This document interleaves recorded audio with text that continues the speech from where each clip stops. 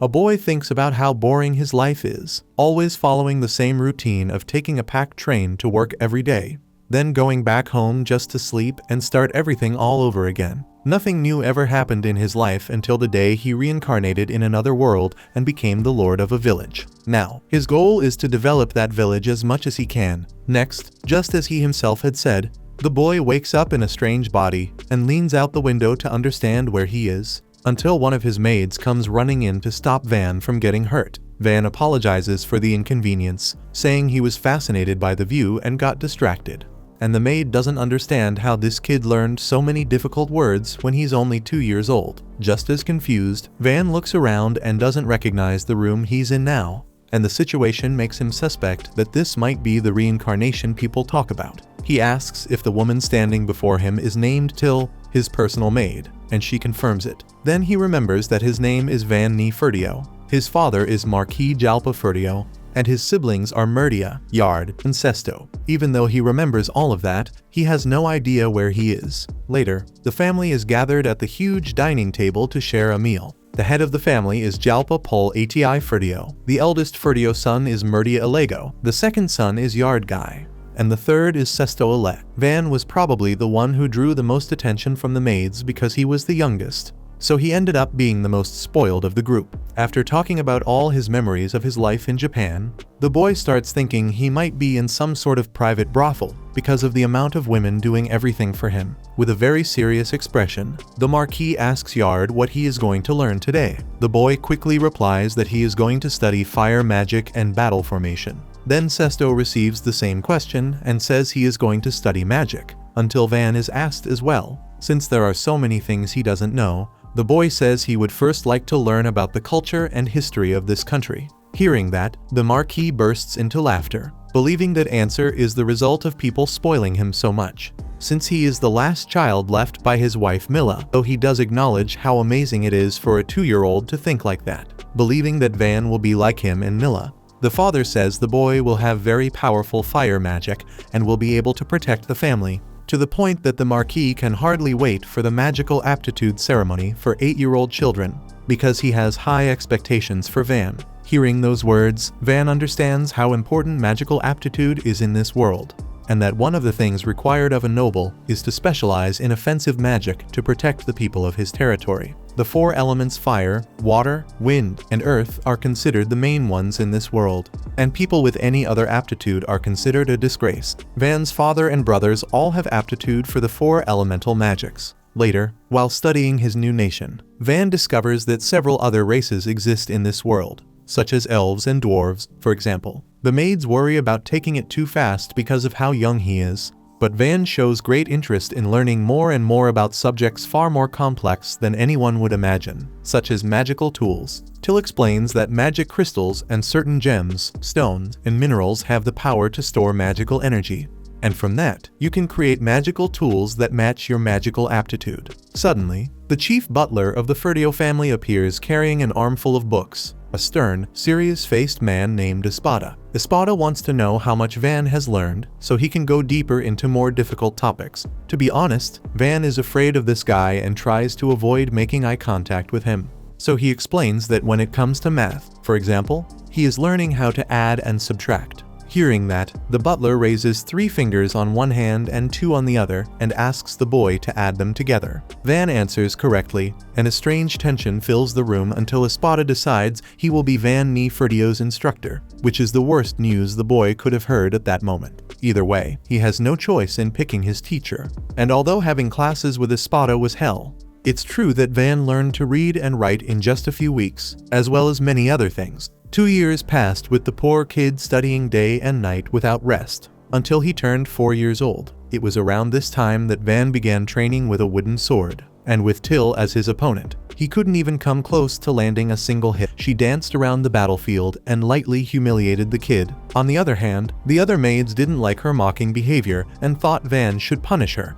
Van didn't think that was necessary, but since the staff insisted that showing disrespect toward a noble is a serious crime, he slowly approached the woman and flicked her on the forehead, ending the issue right there to everyone's surprise, especially Till's, who expected a much harsher punishment. That year, Van trained every single day, and by the time he was 5 years old, he was already able to go toe-to-toe with older kids in a one-on-one fight, mainly because he had the advantage of an adult mind against the immaturity of the other children. The victories he earned gave him a great reputation, but that wasn't all. Unlike Yard and Sesto, Van showed great humility and interacted with commoners as if he were one of them, which only made his reputation even better. One day, while drinking some water in the shade of the courtyard, Van is approached by D, the vice commander of the Order of Knights, who wanted to take a look at the boy's hands. When he did, he was impressed by how Van had no calluses at all and how his skin was still smooth. The officer had thought the boy was training even at night, but Van explains that he's been focusing more on his studies. According to D, it seems Espada instructed Van to study 3 times more than usual. And that news leaves the kid devastated. That's when he finally discovers why he was the only one studying from the moment he woke up until the moment he went to sleep. Taking advantage of the boy's frustration, D makes it very clear that he can personally teach him swordsmanship if Van wants to study less than he currently does. After all, he believes Van should follow the path of the sword and become the best swordsman in the kingdom under the vice commander's training. Van answers that he likes both things and wants to divide his attention between the sword and his studies, so at the very least, D announces he will supervise the noble during his sword training. He promised he would take it easy on the kid because of his age, but that psycho was blatantly lying, because during training he demanded supernatural performance from poor Van. Even during breaks, D wanted Van to only pretend he was sitting instead of actually sitting, so he could keep training his legs during the supposed rest. Obviously not following that instruction. Van was more than exhausted on his little bench, until Till showed up with a face towel for the boy to dry himself. Although he was very tired and full of responsibilities, he confesses that every day since he was reborn in this world has been really fun, giving him a sense of fullness he had never experienced in his previous life. A year later, when he turned 6, Van Ferdios started being considered by society as a prodigy boy. Although he kept spending his days submitting himself to strict training and classes to keep his body and mind up to date. At least, that was the intention, since in exaggerating so much with the books, it became clear that Van was tired when he slammed his forehead on the desk during one of his endless lessons. As days went by, this fatigue kept building up, and the boy couldn't recover his energy because of his schedule filled with activities that demanded a lot physically and mentally. For that reason, feeling his happiness draining away, Van confesses to Till that he would love to go out and take a walk to the market, for example. And so, in order to become a normal child and stop being seen as a prodigy, Van decided he would do normal things, like having fun. Enchanted by the movement in the market, the young noble had spent his whole life locked inside, only training and studying, and such a simple sight was enough to move his heart. Curious about the huge structure behind him, Van learns that he is standing before the Merry Trading Company, a large commercial enterprise with branches all over the kingdom. However, leaving the house wasn't just fun, it was also a reality check. In the street, a man was pulling a poor child by a rope. The child was tied up and filthy. Van's guards prepared to draw their swords, but the noble interrupts them and asks the man why the child is tied up. He answers that he came to the city to sell his son as a slave. Van doesn't understand why someone would do that, so Till explains that since ancient times, when poor families can't feed every mouth at home, it's normal for them to sell some of their children to support the rest. In the middle of that, a strange and lively woman approaches the noble and becomes very cheerful when she recognizes she is standing before one of Marquis Ferdios' sons, the much talked about Van Nee. Introducing herself as Rosalie, she welcomes the boy to the Merry Trading Company and promises to arrange anything he wants. While the father is shocked to learn he's standing before a noble's son, Van asks how much the man wants for the boy he's trying to sell. Rosalie asks the father if the child has any aptitude, and he answers yes, magical aptitude for stealing. In that case, the woman states the kid isn't worth more than 3 large silver coins. Outraged because the boy won't bring the profit he expected, the man throws him to the ground and starts stomping on him violently. After taking out his anger on the child, the man was about to get rid of him for good when Van offers 5 large silver coins for the prisoner. After selling his son, the father doesn't even look at him and runs away as if he could face consequences for his actions. Van frees the boy and asks his name, and he says his name is Kamzan. Everyone thought Van bought him to make him a slave, But the truth is that he only wanted to free him without expecting anything in return. In fact, since Kamzan had nowhere to go, Van offers his own home for him to stay. The guards believe the Marquis wouldn't allow that unless Kamzan were taken as a slave. So, with no alternative, Kamzan accepts the invitation gladly. Van then invites him to buy some new clothes. But before that, Rosalie points out that it would be good to make the slavery pact. She takes both boys' hands and performs a spell that forms a symbol on them, a mark that will remain until the pact between them is undone. Some time later, looking like a different person, Kamzan enters the room where his master is eating and announces that D is looking for him. Van offers the slave a cookie so he'll say he's not home, but Kamzan fears the vice commander already knows the noble is there. Seeing the symbol exposed on his hand, Van asks why Kamzan isn't wearing his gloves. But the truth is that he doesn't feel ashamed of showing the mark of the bond he has with his master. Since that's the case, Van replies that he bought the gloves for nothing, so the servant puts them on immediately. Right after crushing the cookie, Kamzan lies to D, saying that Van isn't home. The officer swore he had seen that boy just a moment ago, but the slave insists it was only a delusion caused by the strong feelings the soldier has for the noble. However, seeing the food crumbs on the boy's mouth, the adult figures out what happened and accuses him of having sold himself out. And since he's so stubborn about telling the truth, D grabs Kamzan by the arm and decides to train him in Van's place.